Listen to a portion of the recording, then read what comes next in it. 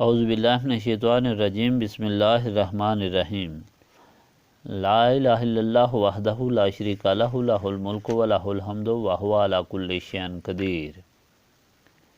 اللہم صلی علی سیدنا محمد وعلی آلہ وصحابہ صلاۃ تکون لنا امان من کل خوف۔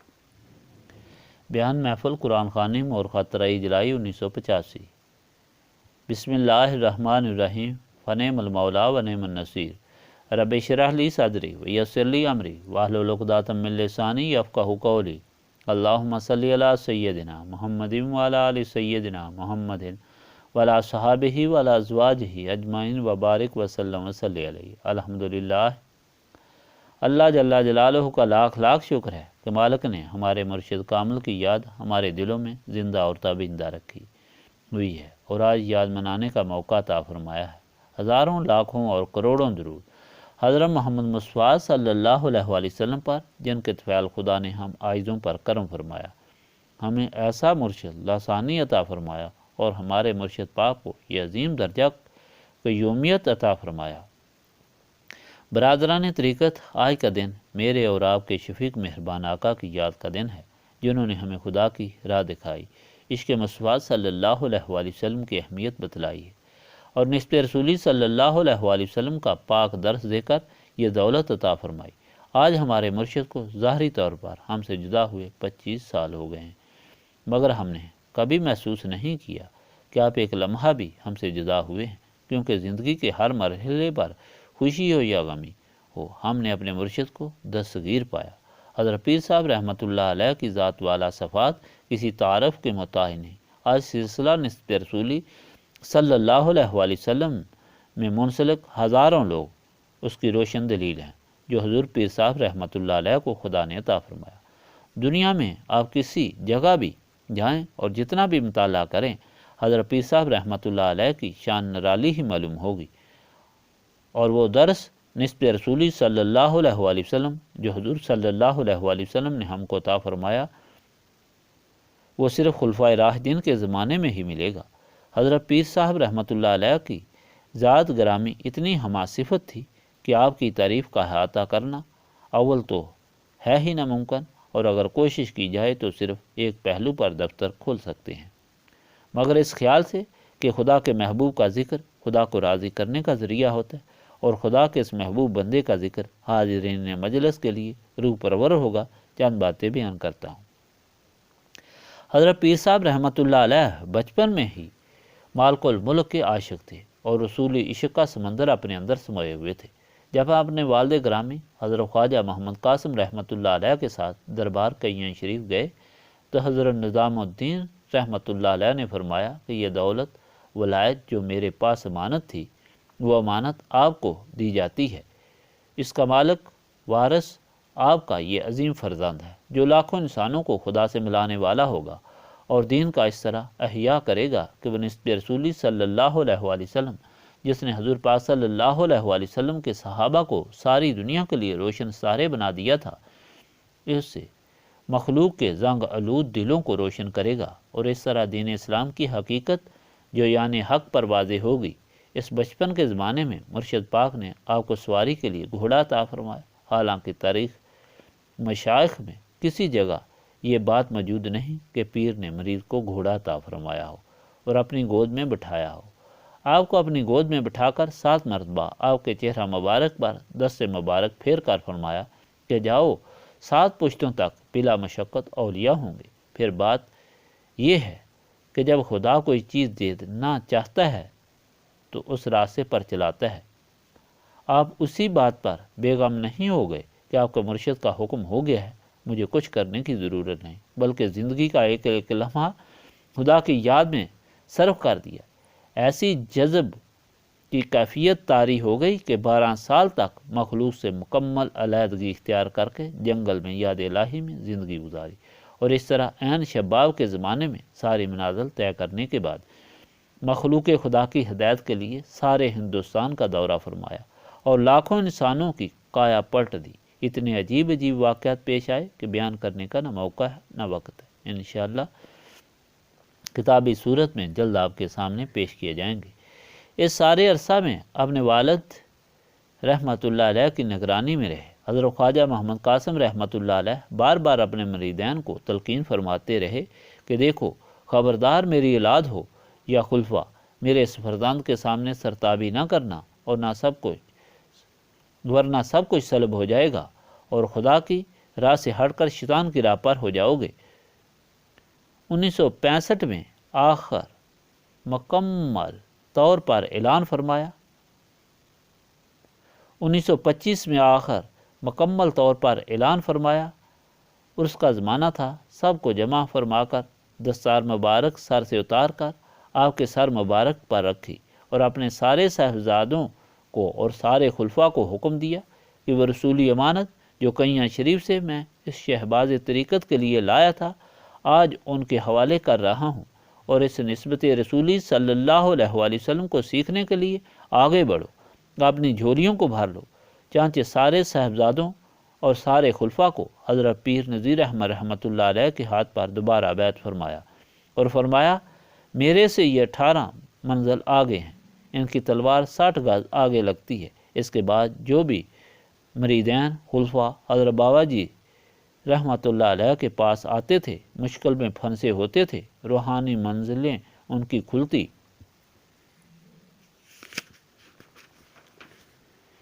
نہ تھی، انہیں اپنے خادم خاص کے ساتھ حضرت پیر صاحب رحمۃ اللہ علیہ کے پاس بھیجتے تھے، جاؤ ان کو بڑے پیر صاحب سے ملواؤ۔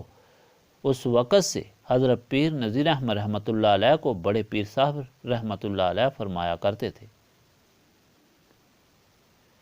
اور اس طرح یہ لقب مشہور ہوا۔ یہ الگ بات ہے کہ کوئی صاحبزادہ ہو یا خلیفہ اپنی نفسانی خواہش کے ماتحت ہو کر دل میں بغض رکھ کر منافقانہ چال چلتا رہا، مگر ظاہری طور پر سب ہی تابع فرمان رہے، کیونکہ ان کو یہ ڈر رہا کہ حضرت بابا جی صاحب علانیہ طریقت سے مردود کو خارج کر دیں گے۔ شیطان جو انسان کا دشمن ہے، جب خدا نے اسے حکم دیا کہ آدم کے سامنے سجدہ کرو تو اس نے نہیں مانا، اپنے آپ کو بڑا سمجھا اور بڑائی کا دعوے دار، اور اس طرح ایسے ہر موقع پر وہ اپنے مرید بنا لیتا ہے اور راہ ہدایت سے لوگوں کو گمراہ کرتا ہے۔ ہو سکتا ہے کہ بعض لوگوں کے دلوں میں اس وقت ایسے خیال پیدا ہوئے ہوں اور بعض کے حالات اس وقت کی پیداوار ہوں، مگر اس وقت مکمل بیعت سب نے اختیار کی۔ ایک مرتبہ عرس کا موقع آیا، حضرت پیر نذیر احمد رحمۃ اللہ علیہ حیدرآباد دکن میں تھے۔ عرس کے 3 دن گزر گئے، آخری دعا کا وقت آیا۔ چند لوگ بابا جی صاحب رحمۃ اللہ علیہ کے پاس حاضر ہوئے کہ جناب باہر تشریف لائیں، لوگ بیٹھے ہیں۔ فرمایا بڑے پیر صاحب آئے ہیں۔ عرض کی کہ آپ تو نہیں پہنچے۔ فرمایا عرس والا آئے گا تو عرس ختم ہوگا۔ 9 دن تک ہر روز یہی ہوتا رہا اور عرس ختم کرنے کی اجازت نہیں ملی۔ 9ویں دن حضرت پیر صاحب رحمۃ اللہ علیہ کی تار پہنچی کہ میں آج آ رہا ہوں۔ حضرت بابا جی صاحب رحمۃ اللہ علیہ کی خوشی کی انتہا نہ رہی، سب لوگوں کو جمع ہونے کا حکم دیا اور فرمایا دیکھو بڑے پیر آ رہے ہیں، اگر 2 باتیں نہ ہوتی، میری ٹانگوں میں طاقت ہوتی اور باپ بیٹے کا رشتہ نہ ہوتا تو میں آپ کے استقبال کے لیے گلڈانہ تک جاتا۔ جاؤ سارے ان کو شان کے ساتھ لاؤ۔ اس طرح حضرت پیر صاحب رحمۃ اللہ علیہ پہنچے اور عرس ختم ہوا۔ پھر ایسا وقت آیا کہ حضرت پیر بابا جی رحمۃ اللہ علیہ کا دنیا سے رخصت ہونے کا وقت آیا اور آپ کو بلا کر چند نصیحتیں فرمائیں۔ سب سے پہلی نصیحت یہ فرمائی کہ صاحبزادے ناراض ہیں، ہو سکتا ہے ان کو نفس اور شیطان بلائے، مگر آپ ان پر مہربانی فرماتے رہیں۔ نئی تاریخ مشائخ گواہ ہے کہ جب بھی کبھی ولی کامل اس دنیا سے رخصت ہوتا ہے، شیطان اس کے پیروکاروں کو گمراہ کرنے کی کوشش کرتا ہے تاکہ خدائی سلسلے میں خلل پڑے۔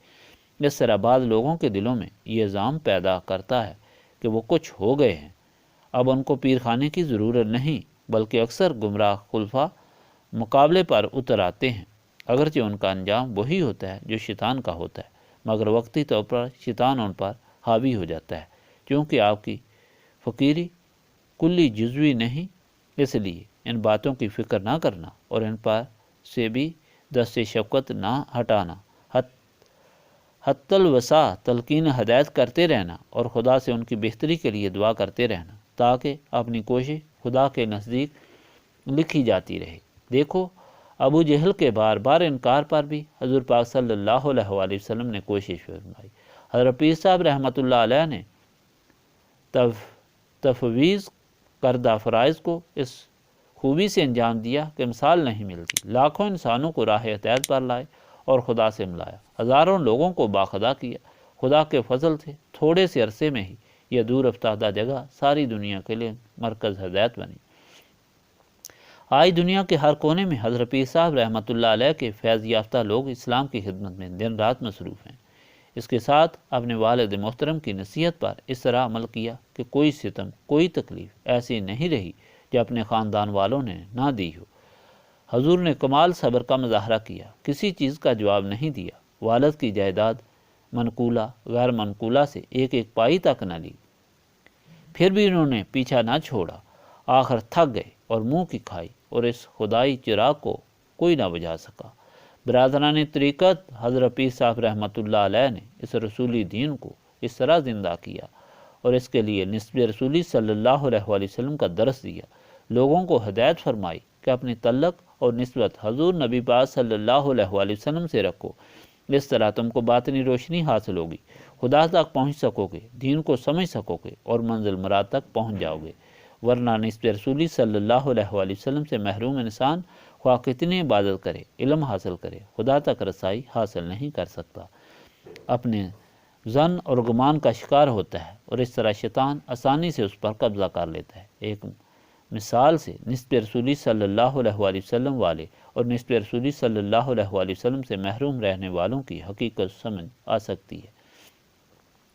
حضرت امام حسین علیہ السلام کا مشہور واقعہ ہے کہ بچپن میں حضرت عمر رضی اللہ تعالیٰ عنہ کے صاحبزادے سے کھیلتے ہوئے لڑ پڑے۔ حضرت عمر رضی اللہ تعالیٰ عنہ کے صاحبزادے نے کہا کہ میں خلیفہ وقت کا بیٹا ہوں،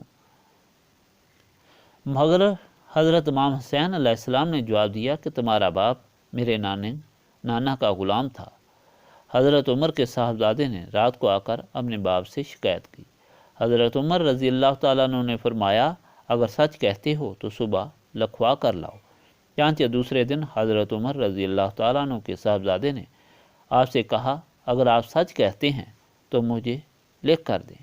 حضرت امام حسین رضی اللہ تعالیٰ عنہ نے لکھ کر دے دیا کہ تمہارا باپ میرے نانا کا غلام ہے۔ حضرت عمر کے صاحبزادے نے لا کر کاغذ کا پرزہ حضرت عمر کو دے دیا۔ حضرت عمر نے اعلان کیا کہ تمام لوگ مسجد نبوی میں جمع ہوں۔ جب جمع ہوئے تو حضرت عمر نے ممبر پر کھڑے ہو کر فرمایا لوگو، میں نے خدا کے فضل سے رسول خدا صلی اللہ علیہ وآلہ وسلم کی غلامی کی، لیکن مجھے شک تھا کہ میری غلامی منظور ہوئی یا نہیں۔ الحمدللہ آئے رسول خدا کے شہزادے کے اپنے ہاتھ سے لکھی ہوئی سند میرے پاس آ گئی ہے۔ میں جب مروں تو میری قبر میں یہ سند میرے ساتھ دفن کرنا۔ یہ نسب رسولی صلی اللہ علیہ وآلہ وسلم تھی۔ حضور پاک صلی اللہ علیہ وآلہ وسلم سے قلبی تعلق تھا جس نے دنیا ہی بدل ڈالی تھی۔ آج تک لوگ فاروق اعظم کی محبت کے شیدائی ہیں، مسلم اور غیر مسلم سب ہی معترف ہیں۔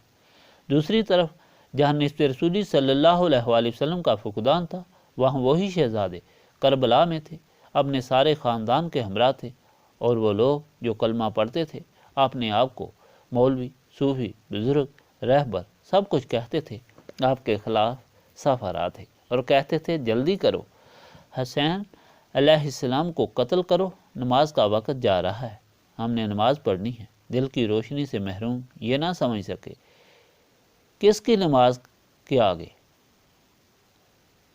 روشنی دو قسم کی ہوتی ہے، ایک ظاہری، ایک باطنی۔ آنکھوں میں روشنی ہے تو ظاہری روشنی ہے سے انسان فائدہ اٹھا سکتا ہے۔ اگر روشنی ہو اور آنکھ نہ ہو تو کچھ نہیں دیکھ سکتا، اور اگر آنکھ ہے روشنی نہیں تو بھی کچھ نظر نہیں آتا۔ اس طرح علم سے عبادت کا فائدہ اسی وقت پہنچ سکتا ہے جب اس کی حقیقت سمجھی جائے، اور یہ حقیقت نسب رسولی صلی اللہ علیہ وآلہ وسلم سے آتی ہے، ورنہ انسان اپنے گمان کے مطابق چیم گوئیاں کرتا رہتا ہے۔ کسی جگہ ہاتھی آ گیا، لوگ جمع ہو کر دیکھنے کے لیے گئے، ان میں اندھے بھی گئے، ایک ادھے نے صرف ٹانگ پر ہاتھ لگایا اور کہا کہ ہاتھی اس طرح کا ہوتا ہے جس طرح سے ستون۔ دوسرے اندھے نے پیٹ پر ہاتھ لگایا اور کہا کہ ہاتھی تو دیوار کی طرح ہوتا ہے۔ تیسرے نے کان کو ہاتھ لگایا اور کہا کہ ہاتھی چمچ کی طرح ہوتا ہے۔ چوتھے نے سونڈ کو ہاتھ لگایا اور کہا کہ ہاتھی سانپ کی مانند ہوتا ہے۔ کیونکہ روشنی سے محروم تھے اس لیے اپنے خیال کے مطابق تعویلیں کرتے رہے۔ یہی حال ان لوگوں کا ہے جو نسبت رسولی صلی اللہ علیہ وآلہ وسلم سے محروم ہوں، اگرچہ بظاہر جب جبہ پوش ہوں اور حلق سے مروڑ تروڑ کر بات کرتے ہوں گے۔ پچھلے دنوں میں نے ایک مولوی کو دیکھا، کافی وقت تک صرف حضور پاک صلی اللہ علیہ وآلہ وسلم کے فقر کے متعلق بیان کرنے کی کوشش کر رہا تھا، لیکن آخر میں آ کر لوگوں سے چندے کا سوال کیا۔ اس کے نزدیک یہی فقر تھا، کیونکہ نسب رسولی صلی اللہ علیہ وآلہ وسلم سے محروم تھا۔ اگر کسی نسب رسولی صلی اللہ علیہ وآلہ وسلم والے سے پوچھتا تو صرف ایک جملے میں حضور پاک صلی اللہ علیہ وآلہ وسلم کے فقر کی تعریف کر دیتا ہے۔ اسلام اس پر جس نے بادشاہی میں فقیری کی، سلام اس پر جس نے بادشاہی میں فقیری کی۔ برادران طریقت امت مسلمہ پر حضرت پیر صاحب رحمۃ اللہ علیہ کا بہت احسان ہے کہ آپ کو حضور پاک صلی اللہ علیہ وآلہ وسلم کی غلامی اختیار کرنے کے لیے نسبت رسولی صلی اللہ علیہ وسلم کی تلقین فرمائی، اور اس طرح لاکھوں انسانوں کو اس سلسلہ میں داخل فرما کر باخدا کیا اور گمراہی سے بچایا۔ آپ لوگ جو اس سلسلہ سے تعلق رکھنے والے ہیں، آپ کو اپنی حیثیت سمجھنی چاہیے کہ آپ کون ہیں۔ بے شک ذمہ ہیں، ملازم ہیں، عالم ہیں، باپ ہیں، بیٹے ہیں، بھائی ہیں، لیکن ان سب سے پہلے آپ خدا کے سپاہی اور نسبت رسولی صلی اللہ علیہ وآلہ وسلم کے مبلغ ہیں۔ اس لیے آپ کو سارے فرائض احسن طریقے سے انجام دینے چاہیے، اور سب سے زیادہ توجہ نسبت رسولی صلی اللہ علیہ وآلہ وسلم کی تبلیغ میں دینی چاہیے، ورنہ آپ کے دین کا نصف حصہ نامکمل ہوگا۔ ایک حصہ خود ایمان لانا اور دوسرا حصہ دوسروں کو ایمان کی تلقین کرنا۔ اس سلسلہ میں آپ سب کا فرض ہے دن رات جہاں دوسرے کام سر انجام دیتے ہیں، یہ فرض بھی انجام دیں۔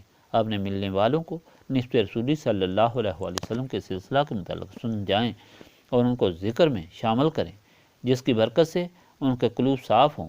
اپنے سلسلہ کے متعلق سمجھائیں اور ایسے اجتماعات جو سلسلہ نسبت رسولی صلی اللہ علیہ وآلہ وسلم کے فروغ کے لیے منعقد ہوتے ہیں اطلاع دیں۔ یہ تقریبات عرائض محفلوں کی غرض و غائے صاحب عرس کے وسیلہ سے خدا کا تقرب حاصل کرنا ہے۔ اس لیے آپ لوگوں کا فرض ہے کہ ہمیشہ اس جستجو میں رہیں کہ عرس کب ہے، محفل کب ہے، اور پھر اپنے حلقہ احباب کو اس میں شمولیت کی اطلاع دیں اور ترغیب دیں تاکہ کوئی فیض سے محروم نہ رہے۔ اور عرس سے گزر جاتا ہے، بعد میں صوفی صاحب تشریف لاتے ہیں کہ ہم کو اطلاع ہی نہیں ملی۔